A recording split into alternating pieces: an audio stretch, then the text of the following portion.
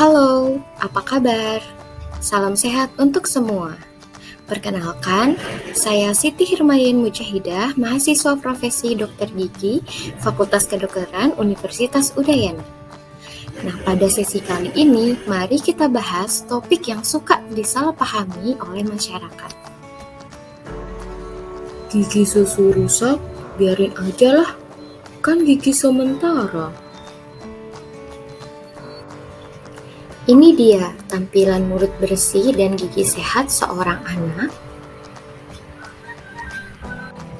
Dan ini adalah tampilan mulut bersih dan gigi sehat seorang dewasa. Dan ini adalah tampilan mulut kurang bersih dan tidak sehat anak-anak. Kita bisa lihat, ada gigi yang tinggal sisa akar, ada gigi berlubang, ada plak dan karang gigi, dan ini gigi yang kurang sehat. Masyarakat sering beranggapan bahwa gigi susu tidak perlu terlalu dirawat kebersihan dan kesehatannya, karena cuma sementara atau beberapa tahun saja. Toh nanti bakalan tumbuh gigi tetap. Hendaknya selalu diingat bahwa memelihara gigi susu sama pentingnya dengan pemeliharaan gigi tetap. Jadi, gigi susu itu yang jumlahnya 20 buah tumbuh berangsur-angsur mulai dari usia 6 bulan sampai sekitar 3 tahun. Nah, gigi yang 20 ini akan bertugas sampai akhirnya pada usia 6 tahun mulai tanggal 1 demi 1. Dan gigi susu terakhir akan copot pada usia seorang anak sekitar 13 tahun. Dan gigi susu ini sama pentingnya loh dengan gigi tetap yang akan menggantikannya. Walaupun sementara, kenapa gigi susu itu penting? Pertama, gigi ini harus dirawat dengan seksama, sebab bila tidak harus dicabut sebelum waktunya karena sudah terlanjur rusak. Dan akibatnya, gigi tetap yang akan menggantikannya akan kehilangan arah dan tumbuh ke arah yang tidak diharapkan. Karena gigi susu ini juga berfungsi sebagai penunjuk arah bagi gigi tetap yang akan menggantikannya. Inilah arah gerakan gigi tetap menuju tempat seharusnya. Kedua, bisa mengganggu kesehatan umum karena jadi gangguan waktu makan terasa sakit. Ketiga, dapat mengganggu kenyamanan tidur anak. Anak akan sering merasa kesakitan pada waktu malam hari. Dan keempat, gigi yang sakit bisa merusak konsentrasi belajar anak. Secara umum, gigi yang sakit dapat mengganggu anak melakukan kegiatan lainnya. Gigi susu yang sehat akan membuat seorang anak tumbuh dengan sehat. Inilah suatu bekal yang tak ternilai untuk masa depannya. Jadi, bila pemeliharaan tidak dilakukan pada masa gigi susu, proses tumbuh kembang gigi tetapnya mungkin saja akan terganggu.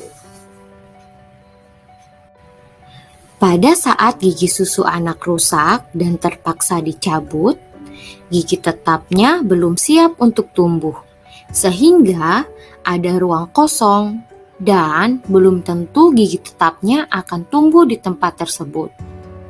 Nah, inilah yang dinamakan dengan suatu kehilangan dini gigi susu pada anak. Tahukah Anda, kehilangan dini gigi susu dapat diartikan sebagai suatu kondisi di mana gigi susu hilang atau tanggal sebelum waktunya gigi permanen atau penggantinya siap untuk tumbuh, yang diakibatkan oleh beberapa hal. Nah, menurut penelitian yang dilakukan oleh Ahmed tahun 2012 pada anak usia 5-10 tahun yang menunjukkan bahwa presentasi kehilangan dini gigi susu sebesar 60,36% terjadi pada gigi geraham pertama, kemudian sebesar 29,72% pada gigi molar atau geraham kedua, kemudian sebesar 6,30% pada gigi seri dan sebesar 3,60% pada gigi taring.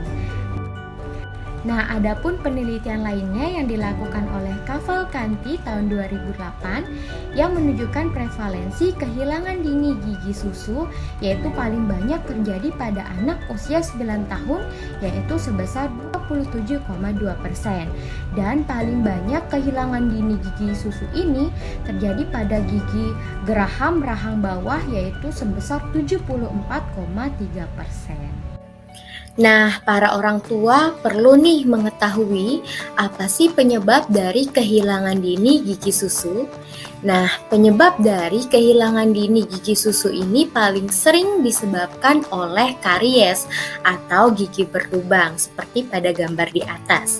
Nah, penyebab lain yang dapat menyebabkan kehilangan dini gigi susu adalah seperti trauma, pertumbuhan ektopik. Pertumbuhan ektopik ini adalah pertumbuhan gigi yang tumbuh di luar lengkung rahang. Kemudian ada pun kelainan bawaan atau kongenital. Nah, penyebab hilangnya gigi susu ini tergantung dari gigi yang hilang. Pertama, kehilangan dini gigi seri susu ini biasanya disebabkan karena karies rampan atau gigi berlubang pada usia dini yang parah yang bisa mengenai beberapa gigi. Juga bisa disebabkan oleh trauma. Kemudian yang kedua adalah kehilangan dini gigi taring susu biasanya disebabkan oleh gigi berjejal. Kemudian yang ketiga adalah kehilangan dini gigi geraham susu yang biasanya terjadi akibat gigi berlubang atau infeksi. Lalu, apa sih akibat yang ditimbulkan dari kehilangan dini gigi susu?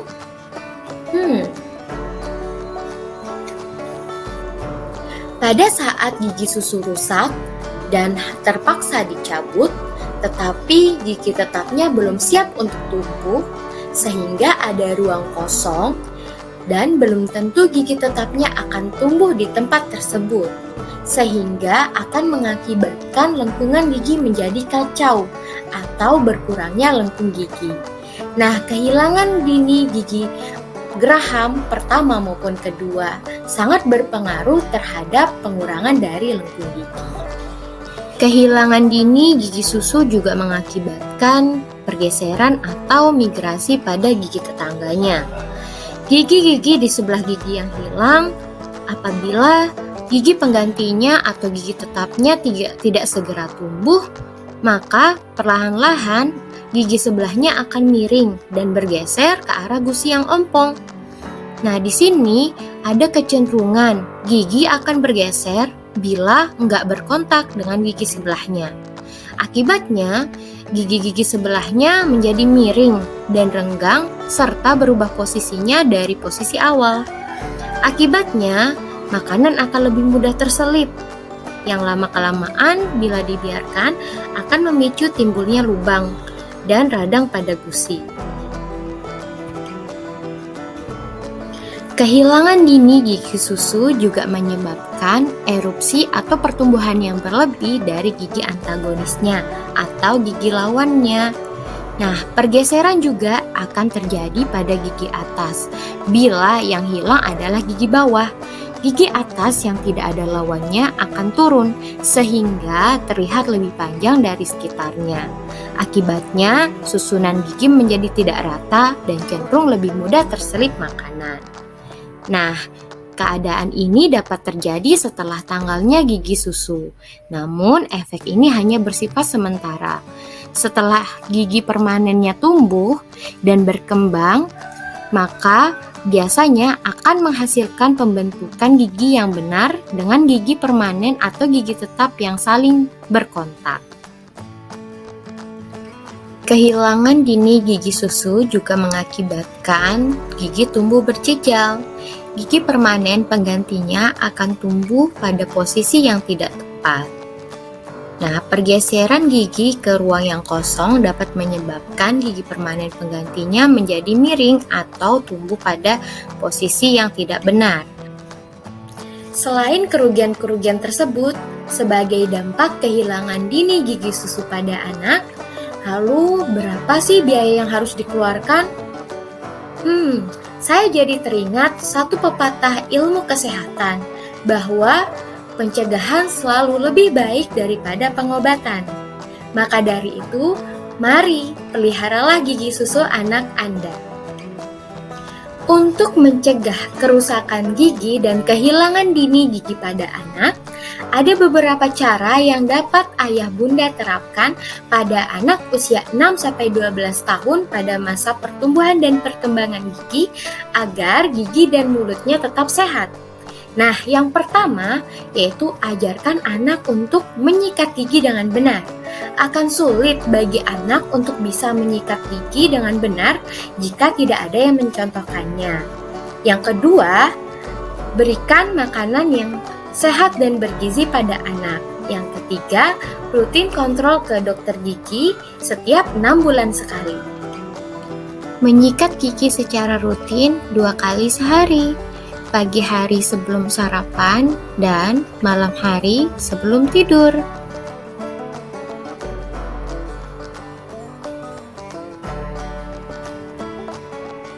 Mengonsumsi makanan yang sehat dan tinggi serat, seperti sayur-sayuran, buah-buahan, telur, dan susu yang dapat meningkatkan pertumbuhan dan perkembangan gigi dan tulang.